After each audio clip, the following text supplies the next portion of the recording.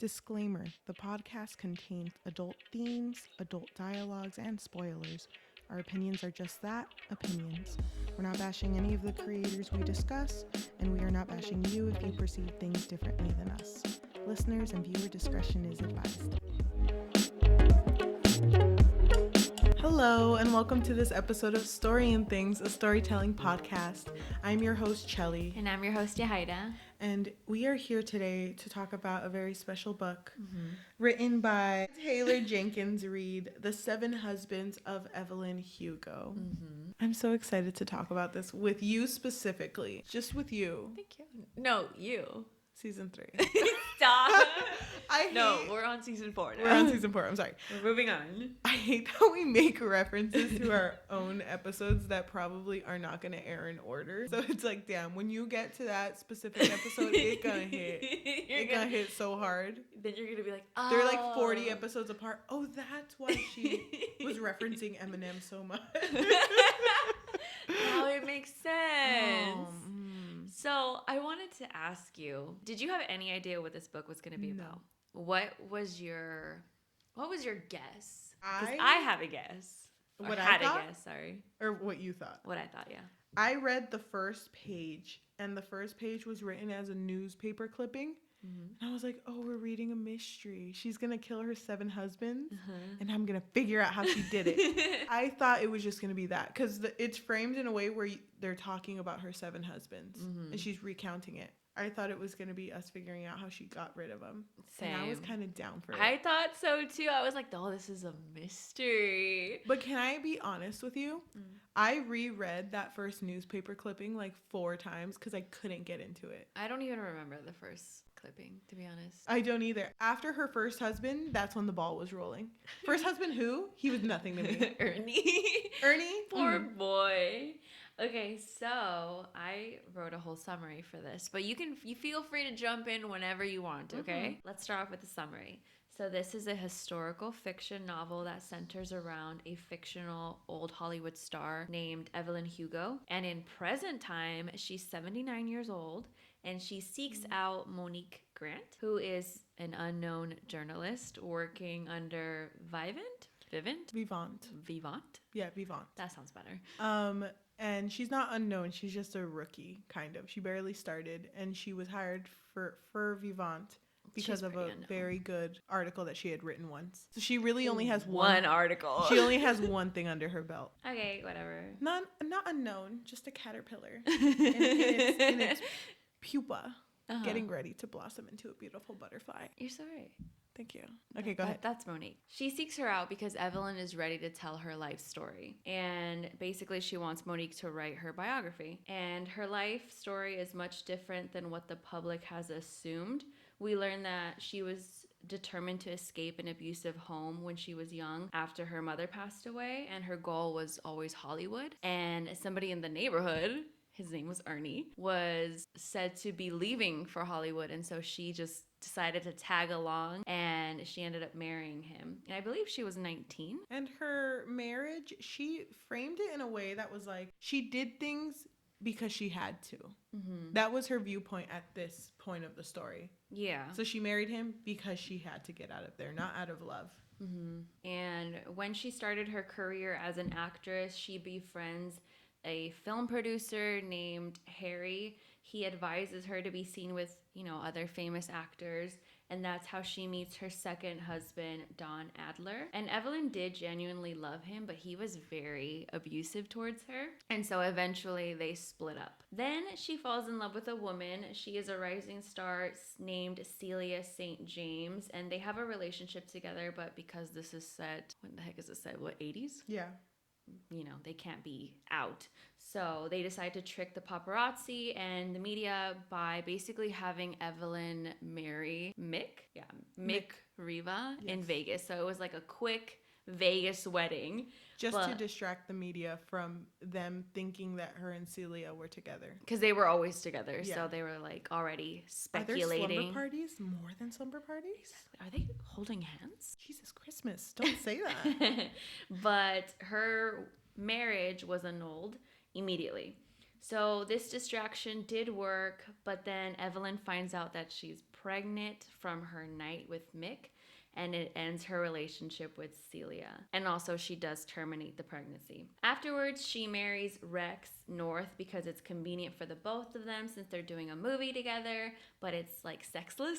And it's basically just business. There's no love there. And afterwards, she marries Harry Cameron, which is her gay best friend, because he's dating Celia's husband named John Braverman, and Celia and Evelyn are rekindling their relationship, so it's kind of like just convenient for all parties involved. But it pretty much goes to hell when Harry and Evelyn decide to have a child because they both really want to be parents. And it doesn't go to hell because of the child. It's pretty much that she became a mother, and Celia was okay with her having a child, but didn't want to lose the Evelyn she knew.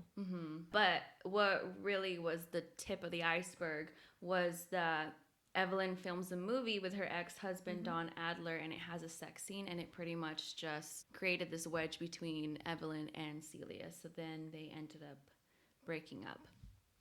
Her next husband is Max, and at this point, Evelyn is finally feeling for somebody else who's not Celia because she only really loved her. And Max seems really sweet because he's constantly praising Evelyn. But we quickly learn that he was just in love with the idea of her, not really her as a person. It goes downhill very fast. So before their relationship ends, she starts to rekindle with Celia, but Celia tells her that she has lung disease because of smoking, so their time is limited. Evelyn still wants to be with her, so once she is divorced, they have a relationship again. But Celia wants to move to Europe to get away from Hollywood. But remember, Evelyn has a child with Harry, and Harry doesn't want to leave, so it turns into this thing. And he's not fond of the idea because he's seeing somebody else. And then, by the way, he did really love John Braverman, but he did end up passing away. And it really messed up Harry as a result, so he started to drink more. So Harry drives drunk and gets into a car accident, but Evelyn finds him. This scene was very confusing. So Evelyn... They just happen to be driving by, I think. Yeah, she was in a taxi, and she's driving by him, and she sees that he hit a tree or something.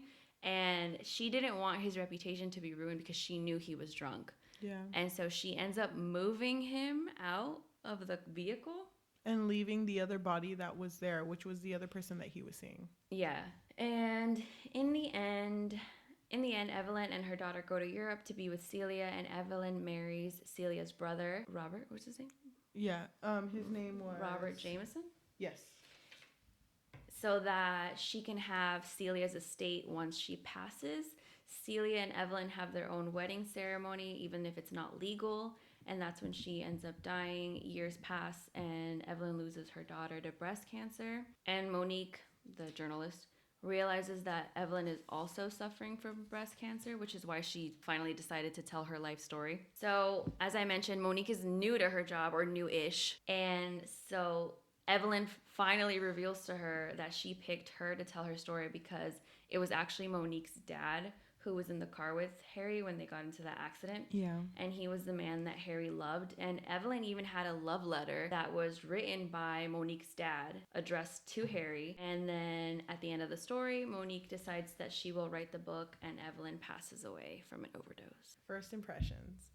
Really liked this book. I was so into it. And I don't like guessing in books. Like, I don't like being, like, guessing the ending. Oh, I hate it, too. Which is so funny. Because it's like a spoiler. You're spoiling it for yourself. I don't think too much. Just enjoy it. You know what I mean? It's funny because people hate that I don't guess. Yeah, my brother is like that. Oh, my God. I freaking... Not to go on a tangent, but I hate watching things with my brother, my older brother, because he'll always be guessing things. Did you ever watch Happy Death Day? No. But did he guess it? He guessed the killer immediately. And I was so annoyed because even if it's obvious, I don't want to guess it because I want it to be like more enjoyable for myself. And my sister does that too. And she'll just, I'll be watching it and enjoying it. And she's like, watch this person be evil. Watch this happen. And then it happens. She's like, I knew that. And I'm like, I don't care that you knew that. Let me enjoy it. Let me just have a good time here. Yeah, no, I don't like it either. That's how I felt about this book. I really enjoyed it, and I was just letting myself enjoy it. and I was listening to the audiobook. I feel certain ways about audiobooks, not to go off on a tangent too, but I feel like I enjoy things more when I read it. Really? Yeah, I like audiobooks. I used to listen to it more when I had to commute for work, but now that I don't have to, I have more time to sit down and read. I do sometimes put an audiobook on and follow along, like if I'm pressed for time and I have to read it like in a certain amount of time. Yeah. But I do like reading it more. Okay. And I think this book was the first book in a long time out of the books that we've picked that I really, really enjoyed. There was this one and another one. I'm just kidding. sorry, Julia. But Julia wasn't even okay. No, I agree with you. But I do really love audiobooks as well. Yeah. I don't know. No, I do too. It's just I felt like I needed to read this one. I feel that I typically usually pick audiobooks because it's more convenient. Because I don't want to buy the book. And I get it. This was like the first book in a while where I actually read the book. Didn't listen to the audiobook. I have no idea who even voiced it. Yeah. Is that It was correct? a lady. It was a lady, but oh my gosh, thank you. I like this book, and I knew you were going to like it too. Oh my gosh, yes, we're on the same page. No fighting this episode. Unlike the previous one. I'm sorry, It's but okay. oh gosh, thank you. I feel like I have to thank you for liking this book. Thank you. I tried really hard. No, I'm glad you liked it too. Did you pick it? You picked it. Mm-hmm. Oh, thank you for picking it. You're welcome. I had no idea what it was going to be about though, so it wasn't even because I was interested in the actual plot. I just. But can I just say, in a text conversation that we had, I think it was a few days ago, these books that we picked to read, because we bulk read and then we record. That's how we go, because we live really far away from each other. Yeah, not really far away. It's like super. It's like It's days. like, she's on one away. corner of California, I'm on the other corner. Well, we live far away enough where it's not convenient to have to travel every single week to film. So we bulk film, and this bunch of books that we read, even if we didn't enjoy every single one of them, it was such a diverse read, because I would have never picked this up myself. And if I did, I don't think I would have ever picked this up, because I would have looked at the title and like, sounds like a romance. Yeah. Or sounds like something I wouldn't enjoy. So I'm really glad that you picked it. Yeah, I really enjoyed it a lot more than I thought. And yeah, I agree with you. The bulk read that we did is so different. But it's fun. I liked it. It was fun. I liked it too. But yeah, my first impression, I was so hooked. I read this whole thing in one night. I was so involved with the whole plot. I cried like 3 times. Me too. I was so sad during this book. And it's so funny because I even wrote a note. It's on my ebook. I think it was during her conversation with Monique where Evelyn tells her that she won't be around once the book is out, something like that. I wrote a note that was like, damn it, this book is sad, isn't it? I was like already trying to mentally prepare myself. Yeah. Oh. I still wasn't ready though. I'm ready to talk about this book with you, to go on this journey with you. Thank you. Why don't we start by talking about some of our likes? Okay, you start. I love that this book was about her true love, which was a person she didn't marry. I really she thought... did marry her. Yeah, just, she did marry them. her. But I really liked that it was about someone that the public didn't know. I didn't think that was what this book was going to be about. And remember... in one of our episodes, I don't remember what podcast episode it was, where we were like, wow, I love reading LGBTQ books. Anyway, this is a straight book. It was Punk 57. I thought that was really funny. So it was a pleasant surprise that this book included, LGBTQ characters. And oh my gosh, I just love how Evelyn views, I'm with a woman, but I'm bisexual. And it's like, oh, well, aren't you a lesbian because you're with her? She's like, I'm bisexual. Never call me that. It's like, yes, it's very important to her that people know that she's bisexual and not lesbian. I just loved the characterization. It felt very natural. And genuine, especially given the time that this is supposed to take place. I'm sure it was very confusing for them, especially when you don't really see that in the media. So, of course, they're figuring it out themselves. And I mean, it never revealed it if she had a thing with other women, like maybe that she didn't deem important enough to mention. Yeah, it never mentions it. I don't think she did, though, because do you remember when Celia, which is the best character in this whole book, I freaking love Celia. Okay. We can discuss that later. I sensed a little thing there, but I'm not going to talk about it. But when Celia and her were not together and Evelyn asked her, have you been with anyone? And it's like, no, I haven't been with any man. And it's like, well, have you been with any women? And she's like, yeah, I have been. And that hurt Evelyn a lot. Mm-hmm. Damn, I don't even know why I'm bringing that up, but I freaking love that scene. Cause I was just like, the detail of it, yeah. It's a good detail. Yeah. Because, I don't know, maybe if it would feel like it's easier for you to compare Evelyn and, you know, the other women that she's been with during this time. Mm-hmm. Can I say another like? Yes. I really like that Evelyn Hugo in this book, because she is explaining her life story. And the way that this book was written is it'll write it in the perspective as if it's happening at the moment. Mm-hmm. But you have to remember, like at the end of every chapter, it'll go back to her just saying it to Monique. Mm-hmm. I really, really liked that Evelyn had to remind Monique that I am not a good person. Yeah. Like I don't want you to praise me for what I did. And even at the end of her first marriage with Ernie, Evelyn makes a point to be like, I did not feel bad that I did that. Mm-hmm. No regrets. Yeah. Because especially for the life that she had during this time, you know, she did things out of convenience. Even having to mingle with famous actors, and that's how she ended up meeting Don. Yeah. You know, she had to do that to, what is the word? Get to the top. That was her whole thing. Yeah. It was to be what she wanted to be. Mm-hmm. She had to use people. Mm-hmm. I really like that she made it a point that she was not a good character. Yeah, although I would say that the suspense was killing me. I was like, damn girl, who did you kill? I know. I thought from the first few chapters, and when Monique finally started to be like, okay, why did you choose me? I thought her dad was going to be her lover. That's who I thought. But then Celia was introduced, and I was like, okay, I have no idea why Monique's here. Okay, can I say what I thought was happening before she even revealed her life story? And, you know, Monique came into Evelyn's home. I thought there was something happening between them. I was like, she's so young. I'm so confused.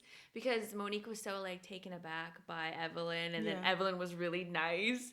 And I was like, I thought it was them. I thought it was them for a second, but then I was like, no, I don't think so. It can't be. It can't be. She's not Celia.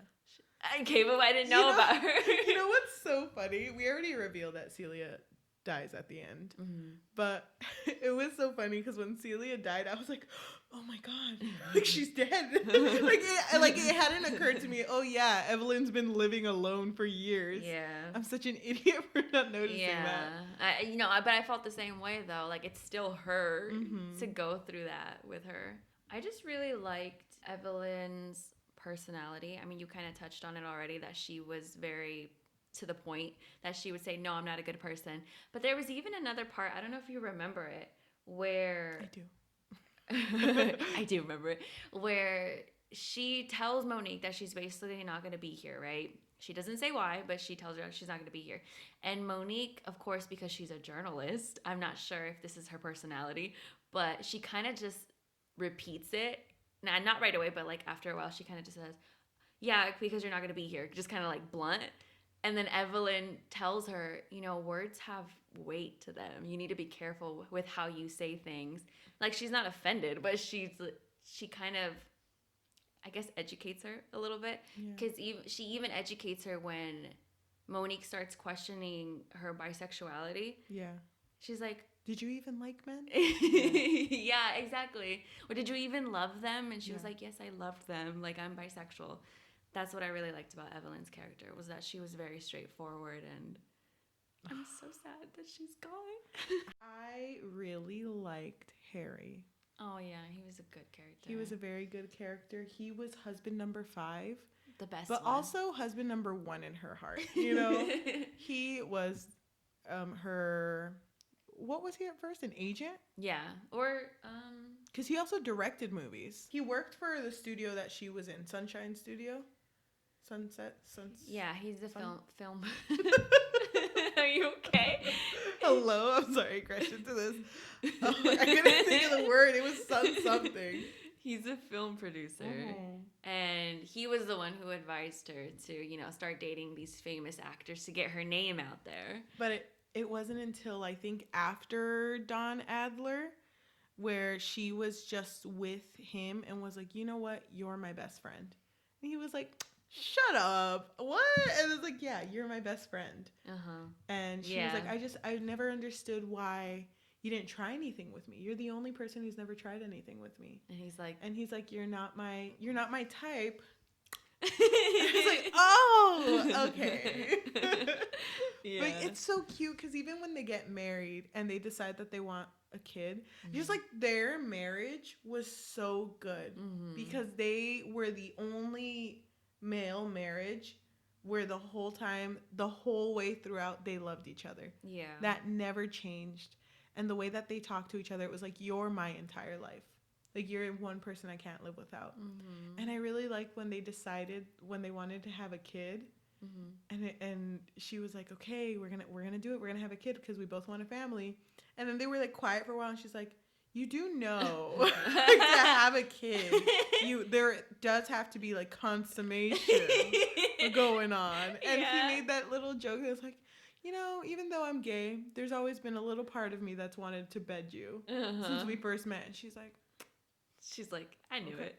I knew it. I have that way with people, you know, but like, I just thought their whole being, both of them, was so good. Yeah, I'm really happy that she was able to have Harry in her life. And that they were able to have a kid together. Yeah. Yeah. I'm glad she wasn't swayed by the fact that Celia never had this goal to be a mother. Like, I'm glad that she and Harry always knew that they wanted to be parents, and that was it. Oh my gosh. Do you remember? I'm sorry, this is like not even a like, but when Connor was born, Celia was overseas filming, and they, being Harry and Evelyn, had made such a nuclear family life. Like, Harry was waking up and he was making food for Evelyn, and they were spending time with their daughter, and there was just like that routine. But like, to make the relationship work, because remember, Harry was actually dating Celia's husband, John, and Evelyn was dating Celia. So then when Celia came back, it went back to normalcy, which was Evelyn living in her house with Celia, and then Harry living in Celia's house with John. But in the morning, Celia would like come in, and then Harry came in and was like, oh, you're making oatmeal. I usually make eggs and bakey, you know, to wakey, but apparently I can't be doing that. And didn't get the memo. And it was so funny because they both ate the oatmeal, and they kind of looked at each other like, this oatmeal tastes like shit. But it sucked because that was when the relationship started to strain. But I thought it was very like, you know, it's just like, wow, they became a little family. Yeah. And they didn't even notice. And it sucks for Celia, but damn. I feel like Celia must have seen it coming, though. Yeah. Because it's like, you have a child. Where do I fit in? Yeah. And I feel really bad for her. I felt really bad for her throughout the entire story. But I do agree that she had flaws. I just wanted to say that because I don't want us to have a fight right now. I wasn't going to fight you about it. I just wouldn't say she's my favorite. She was my favorite. I feel, but back to Harry. I feel so bad for how his character ended up. It's just really heartbreaking to know that he loved John so much that he never really, you know, recovered that loss. No. Did they ever even say how he died? I don't remember. John, he had a heart attack. Oh, yeah, he had a heart attack. And it was unexpected because he was so young. And it took everyone by surprise. But Harry, oh God, yeah, Harry never recovered. And you know what? There could have been a whole book written about Harry too. Because, I mean, could happen. Even though we know the ending. It's still called The Seven Husbands of Evelyn Hugo, Harry's Perspective. Harry's POV. I'd read it. Because, oh gosh, it really did hurt when he died. It was very weirdly written how everything went on. Because when Harry died, I was like, what the fuck is going on? And everything started to happen really fast because even when she mentioned Connor's death, it was really, it was kind of just like thrown in there. Like, damn, you really lost everybody. God, but she lost like the most important person in her life. I know that Celia mattered a lot to her, but Harry was, I feel like Harry was her soulmate. I love Celia, but Harry was her soulmate. Her person, yeah. Yeah. Because, I mean, he was the constant variable in her life. I don't think I have any more likes. I just have things I want to talk about. Yeah, I mean, I really liked a lot of lines in this book. Me too. One of them was when Evelyn was telling Monique about writing the ending to her book. She says, "Say to them, Evelyn Hugo wants to go home. It's time for her to go to her daughter, her lover, and her best friend, and her mother." Damn. I didn't want to talk about this early. Do you want to talk about the ending? Sure, if you want to. How did you feel? Because, like I said, I had no brain cells on while I was reading this book. So I did not try guessing what was about to happen. I didn't either. But when it got to the point where Evelyn Hugo, at the very end, when she finished her story, and, oh God, I feel like I have to talk about this whole ending because there was a lot going on. She warned Monique to not like her and to not make her a good person. But Monique, even though she was, was like, whatever, okay. Monique ended up seeing Evelyn like that because Evelyn gave her the power to get David, which was her husband, Ex-husband. Well, out of her life. They were in the process of a divorce, yeah. But even David tried coming back. And, she was like, just like Evelyn with husband number 3. No. Yeah. But like she liked Evelyn from the story. She was inspirational. Yeah. And then when it got to the point where she figured out that Evelyn framed the death of her dad in a certain way, where Monique had was raised like, wow, my dad was an alcoholic and got in a car crash. Like that, she changed that for her. She should have hated her, but she ended up liking her. But then at the very end, when she's like, I gotta go now. Like I gotta go. And Monique knew that. She knew that. And she didn't do anything about it. I did not like that she didn't do anything about it. Yeah. Because you remember when she was home too, and her mom was like, let's watch an Evelyn Hugo movie. And she was like, wow, this movie's so good. And she was like, there's a part of me that wants to go back and stop it from happening. And I hate that she didn't. Yeah. But then it's kind of, oh God, I hate that she didn't. And that will never change. But also that quote that you brought up is really sweet. And sad. It's bittersweet. It's bittersweet, yeah. It's very like, everyone she loved has died. And there's nothing else that she can do. I mean, even if Monique did try to intervene, not that saying that I disagree with you because I don't. Even when I was reading it, I was like, Monique, do something. Yeah. Like, if someone needs help them. Even if Monique tries to intervene, like, there's nothing that she could have really done. Yeah, because, she would still be in the same spot. Evelyn Hugo would.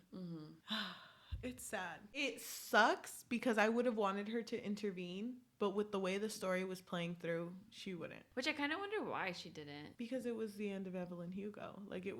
That's the way it was going to play out. That Evelyn got to choose everything in her life, and now she also gets to choose this. That's how I interpreted it. Yeah. That makes sense. Yeah. It's so sad. It makes me sad. I'm actually genuinely upset. And I haven't felt this for a book because I cried at that point. So did I. At the end when it was like, yeah, she's gone now. And to transition, what other points did you cry in? Because that ending got me. No, the ending got me really badly too. I think it was the part where she was just talking about Connor and how she lost Connor and I don't remember the line, but there was a line in there that made me cry. Do you want to find it? You want to trigger me, don't you? I just want to know. I want to know what got you. While you're looking for that, the first time her and Celia broke up, when she was with Mick, when she was like, you don't get it, Celia. I got to be with Mick, and I'm going to make him elope with me. And then we'll just we'll get married and then divorce immediately.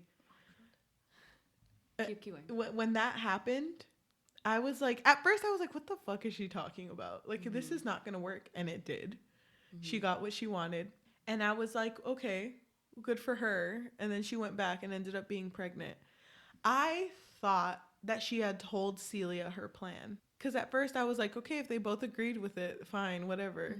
The fact that she didn't tell Celia her plan made me so sad. Yeah. But that was who she was. I feel like she just assumed that it would have worked out in the way that it played in her mind. Because the same with the Don Adler sex scene that they filmed in the movie. In her mind, it was okay because she was thinking about her fame. But Celia always told her too, like, that's just you. Mm-hmm. You kind of do your own thing in order for you to be on the top, and you care more about fame than you do about me, which I do agree in the points that where she said that was true. Near the end, it started to change. Okay. Well, listen, don't come for my girl Evelyn, okay? She's had a rough life. She did have a rough life. So the part that got to me was in the page where it mentions Connor's death. Yeah. And it says, you can make quite a life for yourself hosting charity dinners and collecting art.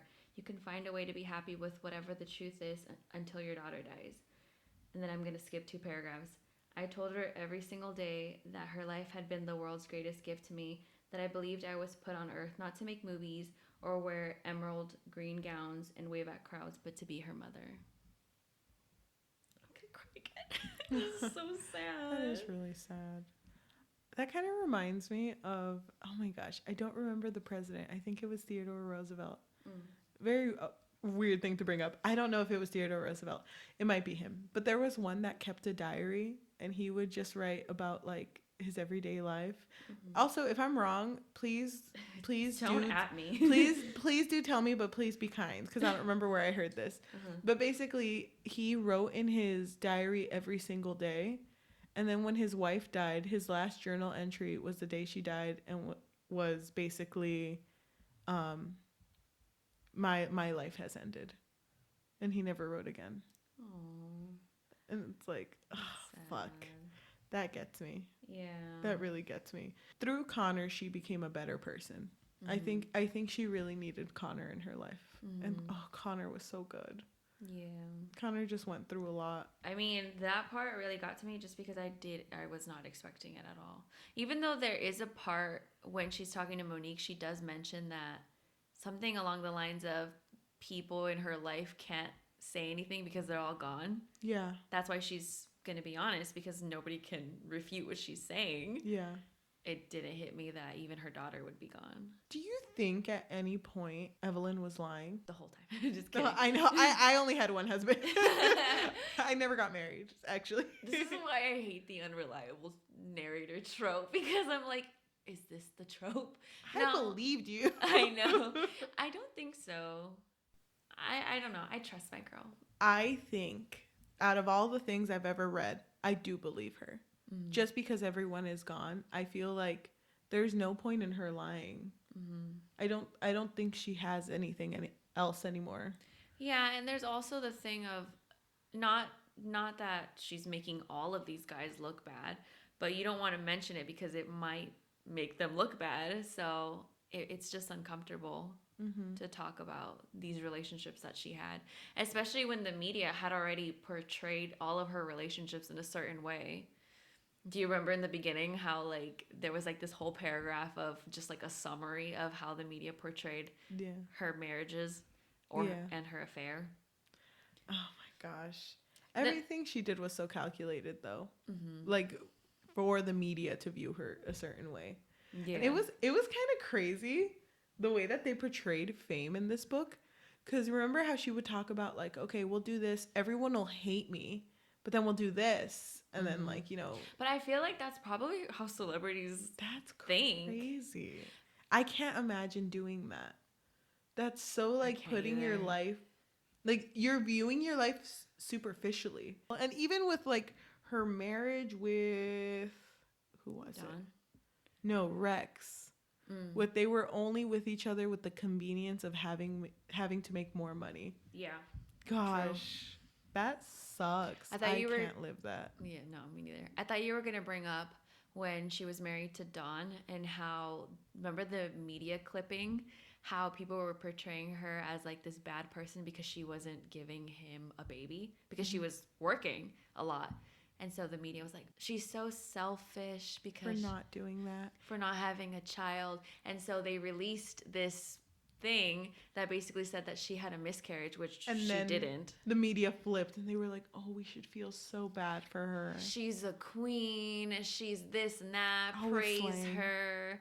It's like, damn, they really switched so fast. But that's how it is. That is how it is, and it sucks that it's like that. How did you feel about Don Adler? Hated him.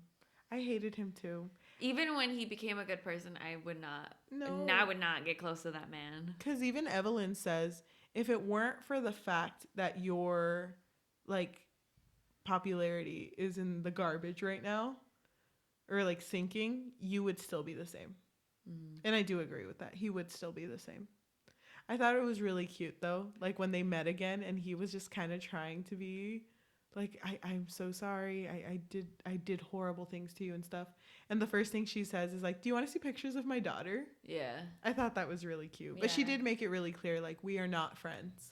We are working together and we are friendly. That's what we are going to be.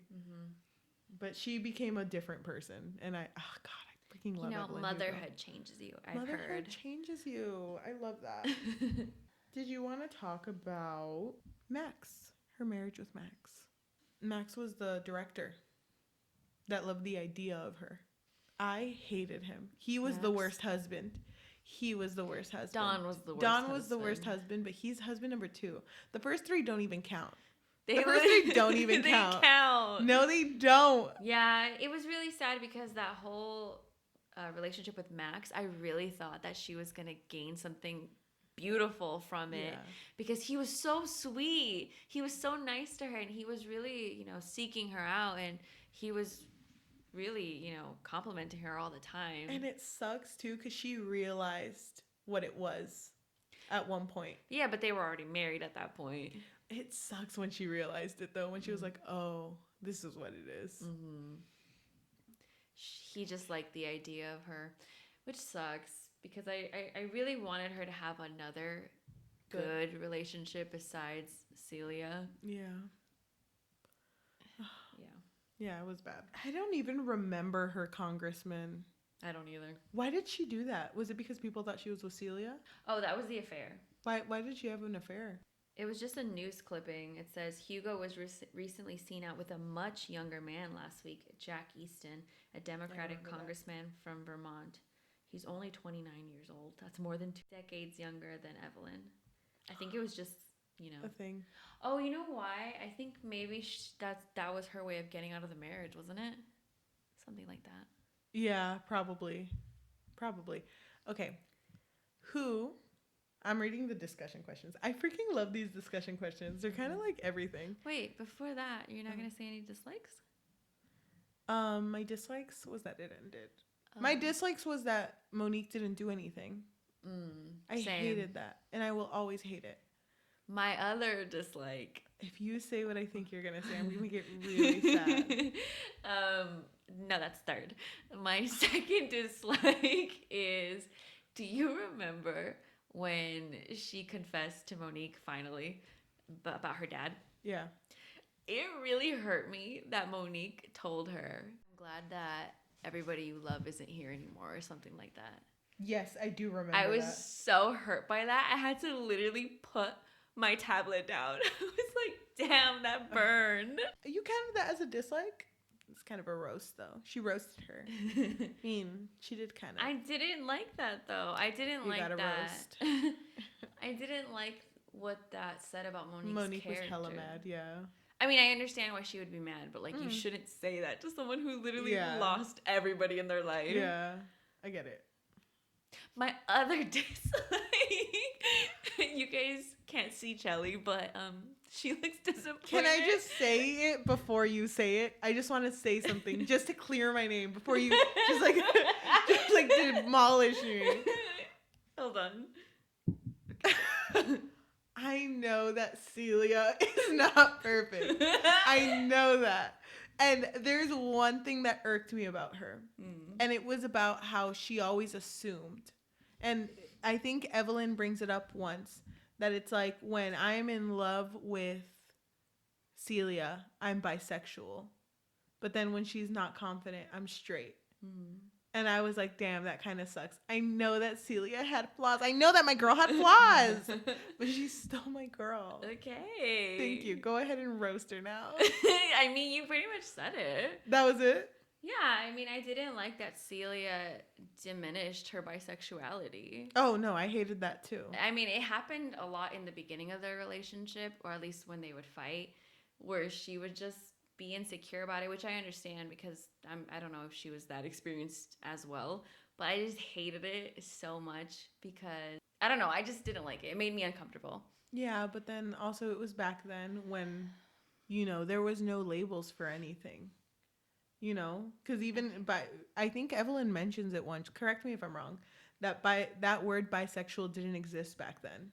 And she does mention that, like, now I can say I'm bisexual. Yeah. Because back then it was like you're either straight or you're not type of thing. Mm-hmm. But yeah, Celia was very hard-headed. Mm-hmm. So it was tough to get through to her. I think Evelyn mentions that too. Yeah, I highlighted this part that said she liked to ignore the fact that I had truly loved Don Adler once. She liked to ignore the fact that I had made love to men and enjoyed it. She liked to ignore it until the very moment she decided to be threatened by it. That seemed to be her pattern. I was a lesbian when she loved me and straight women when she hated me. Damn. I just wrote that their relationship was kind of toxic sometimes. It was kind of toxic, but I mean, they were with each other through the hard times. It ended really well for them. Yeah, luckily. Thank God. I can't believe her brother was just down, like, oh yeah, I'll marry you. Yeah. I know. No, yeah, that's cool. Like, just be with my sister, I guess. I'll just look at the ocean sometimes. Like, he's like, it's fine. I want to be in Europe anyway. But he was such a good stepdad. Yeah, him and Connor had a really nice relationship that Connor actually started to see, like, him as a father figure. Yeah, that was really cute. It was actually. really cute. I forgot about that. You know what's funny? One of the discussion questions is, do you trust Evelyn as a reliable narrator? Because what if she was lying? What if she's like, I'm about to fuck this life up. Everyone, I'm out. Let me make some shit up. Like, what if she did, though? The only truth was Monique's dad. Oh That's my it. God, I know. Everything else is a lie. Yeah. Oh my God, I'd never trust again. Never trust again. The sequel is like I'm back, bitch. The closest person to whoever the last person that was alive was. Just like evidence everywhere, like this is why this is a lie. Yeah, I actually was there the whole time. It's the maid. Yeah. The maid of the 7 husbands of Evelyn Hugo. She's just been working around. She's like, I worked for Evelyn the whole time, and she lied. I'm Donna, and I've been there. Look at the receipt. Oh my God. I don't think she's unreliable. I don't think so either. She better not be. I also love that you already knew what I was gonna say. Kind of weird. I knew it. I remember reading that part and thinking like, oh damn, I gotta mention it before Yajaira does. And I know it's gonna incriminate my girl. I know what she meant. I understand that times were different. That's what I mean. No, I understand. Sorry, some of these discussion questions are really good, but some of them are like, how do you feel about Evelyn's cosmetic surgery? Did it jive with you? I can't even see it. How did you feel about it though? I feel indifferent about it. Yes. Actually, I feel like I would have liked Celia more if she didn't get cosmetic. Imagine, like, it changed my whole perspective. You know what? It just says a lot about her as a person, and I don't know if I vibe with that anymore. Yeah, I don't know. No, I really don't care. Yeah, I don't care either. They were okay discussion questions. I really love that book clubs are coming back. I know. Read Evelyn Hugo's life story, please. Right here. Thank you. Here, you can take. Come on. Come here. So I have a book. Ew. It's me under a tree. Come here. Stop. I'm comfy. Who was your favorite husband? Hey. Wait, oh, darn it. I was going to be like 3, 2, 1 and we say it at the same time. Mine was also Harry. Let's 3, 2, 1 it and you got to say your least favorite. Hold on. I already know your least. No. Yeah, you do. Okay, 3. But I'm going to say mine. 3, 2, 1. Don. Max. Oh my God. Do you remember when Yes, the I other remember. actress Ruby was with Dawn for a time and then revealed that she was also getting abused. But instead of being like break down or something, she was like, "Oh, it's okay, I got over it." I was like, "God damn. Is that really how the industry is? Like, I think for you to so. fake it like that?" Or I think the industry is so focused on just making sure you put on a good face. Because, I mean, that's what actors do. The rest. Yeah. Yeah. And it sucks, too, because, like, even if you noticed that you were getting hurt, because I think Harry noticed, he wanted to do something. I think, right, he did want to do something, because he was like, "Oh, I'm going to kill that Don Adler." And it's like, no, you can't, because X, Y, and Z. Yeah, it sucks. It sucks that it's like that. Yeah, but it must have been normalized, unfortunately. Do you remember that scene when John, Harry, Connor, Evelyn, and Celia went on a picnic? Yeah, I remember that. I thought that was really cute because that was really their own little family. But then it became sad when they went to John's funeral and Celia was there, and Evelyn and Celia hadn't seen each other in a long time, and Connor was like, "I know who she is." And it was like, "Yeah, you do know who that is." And I was like, "Oh, she was in that movie." It's like, wow, someone who was so important, and now it's just reduced to just some actress. Yeah. Oh, god damn. This book was so good. It's really good. It's really good. It's one of my faves. Yeah, wait, like all-time faves? Like, would you call it an all-time fave? Yeah, it's up there. Yeah, mine is up there too. I don't know my all-time fave list. I don't either, but it's up there. Yeah, but oh gosh, we should have an episode like that where we just go through our all-time faves. Oh, that'd be cute. I'll write it down. Okay. Actually, I'm not gonna. I'll just remember it. I'm just listen to this. I'm not gonna waste my sticky notes. Okay, but thank you so much for listening to this episode. Thank you for those of you listening on Amazon Music, Apple Music, Spotify, or anywhere you listen to podcasts. Please leave a review because that actually helps a lot with being known. The way to promote the best is through word of mouth too. So if you want to tell anyone about our podcast, just anyone that you know, anyone is good. Just some random stranger. Anyone. You can just buy them a smartphone. Just take off every app that's on there, and the only one is the middle of the screen, and the whole screen is black, and it's just Spotify. And they can only listen to us. I know. They can't listen to Sick Beats anymore. They only have to listen to us. But thank you for those of you who are watching on YouTube too. Please hit the notification bell because apparently that helps a lot with being seen on YouTube. And please leave comments, leave reviews. It really helps. If you want to talk about how much you hated Don Adler, I'll be there with you. And how much you love Celia, my girl. I will also be there with you. Or not like Celia. I don't tolerate Celia. I don't think there'll be too much of those. But thank you so much for listening. Before we end, we will be reading a review. Oh, before the review, what do you rate this book? I think I would rate it a 4.8 out of 5. Damn. I think I would rate it a 4.8 also. Oh my god, twin! It was a really good really book. Good, and I am hella going to recommend this to people. Same. Okay, thank you so much for listening. Let's go ahead and read a review. I will roll the die. The way that this works is if the die lands on a I keep saying positive. If it lands on an even number, we are going to read a positive review. If it lands on an odd number, we are going to read a negative review. Okay, let me go ahead and roll the die. Our number is 1. Oh no! So we got to read a negative. Remember, we have no connection to these reviews. We just read them and leave them be. And this does not reflect how we feel at all. So I like how we say that when we really like a book, but then when we hate it, we're like, yeah, Tiffany, go off. Pop off, queen. Okay, so this is written by Tap Kalina. It's on Goodreads. They gave it a 1 out of 5 stars. And they said, I started this book 3 months ago and I'm still only 62% in, but I hate literally everything about it. I even hate to think about it. I can't force myself to continue. It's pure torture. The only thing I can tell you is that Celia deserves better than Evelyn. Give her to me. I will take care of her. Thank you so much for listening, and we will see you next time. Bye.